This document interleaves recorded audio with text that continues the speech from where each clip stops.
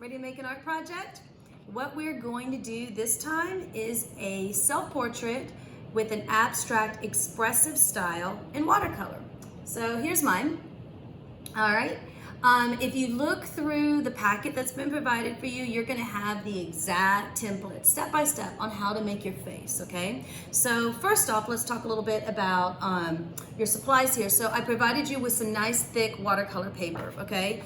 You want a watercolor on thick paper because the other kind of paper, regular paper, will tear and bubble up. So I've given you extra watercolor paper, so after you do this project and you post it on Mighty Networks for everyone to see, you've got extra paints and you've got extra watercolor paper, so you can go at it and have some fun. So how do we do this portrait, okay?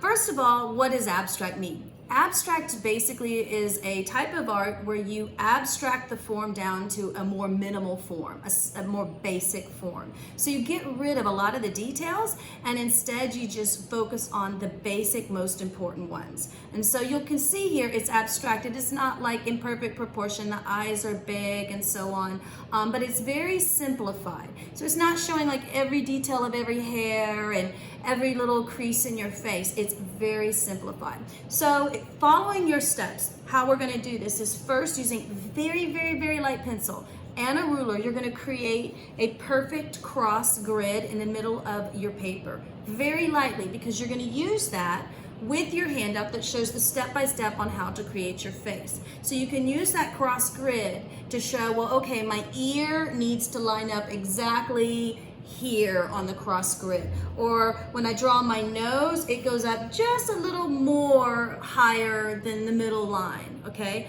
And so you're able to, using that handout I provide you and that little soft grid you can see behind it, you're able to know exactly how to proportion everything for this drawing. So first you're going to do it step by step in pencil, very, very lightly, and then you're going to get to the part where you're ready to do watercolor. Now, watercolor is super fun and super easy. I've got a little video that's going to come on in just a second that's going to tell you some of the mistakes and things to avoid, and also some basic techniques. But as simple as you get, you dip your brush into water and then you kind of rub it into the paints, and then you paint on your paper, okay? Now, if you want a real intense color, then you're going to use less water and more paint. It's still going to be watery though, but not too watery. If you want it to be more of a pastel, kind of like a little bit of a lighter blue in comparison to that blue, then you're gonna add more water and less paint, okay? And if you open up your watercolor tray, it actually has like the white, like clear lid, has 3 different partitions or sections. So you can put a couple drops of water in there, just a few drops. And then you kind of take your brush and go back and forth, and then you can mix it down, or you can mix 2 colors together like blue and green to make a new blue-green, okay? So you can play with it. But about the colors that I've chosen here. Now it's important that you don't just go crazy, that you have a little bit of a method to your madness of your colors. So what I've done here is I've used what we know as analogous colors on the color wheel. That's just fancy to mean that colors that are related to each other. Like red, orange, and yellow are related to each other, kind of like blue and green and purple are kind of related to each other. So I used the red and yellow on my hair, but then I reversed it in my eyebrows, okay? So that gives your eye a little bit of a sense of harmony, even though you don't realize it. I used green here for my big forehead, but I also used green here for my big anchor at the bottom of my shirt. And so that brings a little bit of balance. I have blue on one side of my face and purple on the other. And guess what? It's the opposite for my ears. On my blue face, I have a purple ear. On my purple face, I have a blue ear, okay? I brought my blue up here, and I brought my blue up here, and I took my orange and brought it down here. And then I made my purple, which was my least used color, my background, okay? And I made sure my purple was very separate and very different than what my hair is here. So I wouldn't have chosen like orange and then red here, or yellow and orange or red. I want to do like a cool color on one of these and then like a warm color in the back, okay? Warm colors meaning your red, yellows, and oranges. Cool colors meaning your purples, blues, and greens. So kind of make that contrast, okay? With a cool color in one of these and a warm color, whichever way you want to do it. I did warm here, cool in the background. So when you're done painting each of your sections, and be very careful that you don't go into the next section. And you'll notice in my video, when I'm drawing in my actual face in pencil, I mess up all the time. Okay, you're gonna see me erasing all the time. So if you're thinking, oh, I can't draw that, yes, you can. You just look at the grid and you do it one step at a time and you go back and forth. You'll see me on the video showing you, okay? Erase it until you get it right, until it looks right, okay? If you want your eyes smaller, make them a little smaller, whatever. If you want your nose bigger, make it a little bigger, whatever. But follow those instructions exactly, okay? I made my lips a little more feminine looking than on the others, on the example, because I wanted it to look more like a girl, okay? Now really the whole face is exactly the same except you change your hair. And on your handout and in the video, you'll see like 4 different examples of hairstyles for like if you're a guy or a girl or whatever. But do whatever your hairstyle is so it looks like you. Then you watercolor it. Then you're gonna Sharpie it, okay? You're gonna go around with a very clean Sharpie line. You want it to be nice and clean. And then last but not least, you're gonna put your name. And I made a mistake here. I wrote Julie off center and I ended up with this janky Julie off to the side, and I don't like that. Your name, you want it to be centered, like right in the middle of your neck. So I had to compensate so it didn't look all sideways and janky by making some little hearts and peace signs here and so on so that it wouldn't look so off center. But this is the end piece, okay? It's not gonna take you that long to make. You can do this in one sitting. Oh, final thing I need to say about watercolors. When you're painting, do not paint 2 sections next to each other if one of the sections is still wet. So that means you need to kind of plan. So you'll see I painted this and then I scooted over and I'll paint like this, but I'm never ever gonna paint 2 sides next to each other because they're gonna bleed. Since these are watercolors and they're very watery, I have to wait for this red section to dry before I paint this green, because as soon as I touch that paint to each other, it's gonna pull that red down into the green or the green into the red, and it's gonna corrupt my colors, okay? Sometimes that's what you want in your piece. You want that blended look, but not in this piece, okay? So wait for one section to dry. So that may mean you could do here, then hop over to here, then hop over to here, and bloop, bloop, bloop, bloop, bloop, bloop, until you get it all done, okay? I think that's it. So let me show you some examples and then we'll jump into it, okay?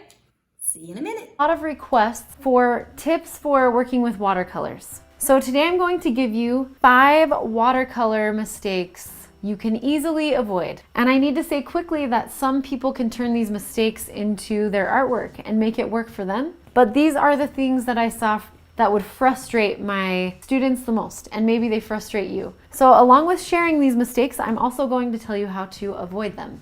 Number 1, scrubbing your paper. This means you're going over your paper too many times with your paintbrush. And what happens is you slowly start to wear the paper down. Your paper starts to disintegrate. To avoid that, you don't need to go over your paper more than once, and if you do, be really careful with the second color. Also, wait till that layer is dry to go over it with another color if you are glazing or layering your colors that way. Number 2, when the watercolor goes where you do not want it to go. We call that bleeding. Watercolor will not go where there is no water unless you move your paper around and it drips. So if you don't want it to go somewhere, make sure that area is dry. This happens a lot while painting eyes and things like that, where the black will bleed into your lighter area. Sometimes it looks really awesome when this happens, and you can control this bleeding so that it can create really awesome artwork. But to avoid it, just make sure those layers are dry before you paint next to them. Number 3, using too much water. This can create big puddles on your paper, which take forever to dry. They can also make your paper go really wavy. Problems like dripping into other areas of your artwork. So just make sure your paintbrush is loaded up with enough paint that you need to paint in those areas. Number 4, this is when you're trying to paint something and you want the color to be solid, but instead it looks like grass or like fur. This means you need more paint on your brush. That might not be paint directly from your tray, that might be paint on your brush. This actually is a really cool effect if you are trying to create fur. So remember that, if you're painting and it looks like fur, just think, oh, I can use this later when I'm trying to paint that dog, but maybe I don't want to use it on the skin of the face that I'm painting or something like that. Number 5, when your paints drip onto your painting in an area that you do not want them to be. If the layer underneath is dry, grab your paper towel and just dab it up really quickly.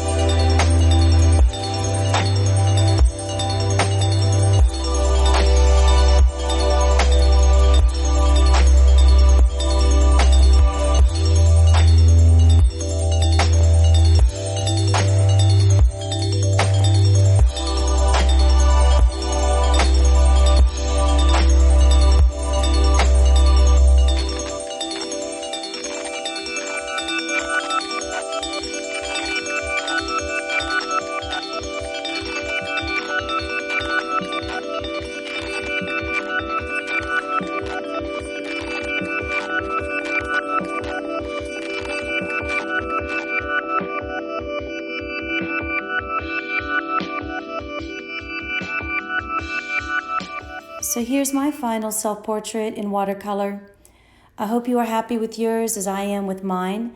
Make sure you post your final piece on Mighty Networks so you can get credit for fulfilling your checklist this week. Take care.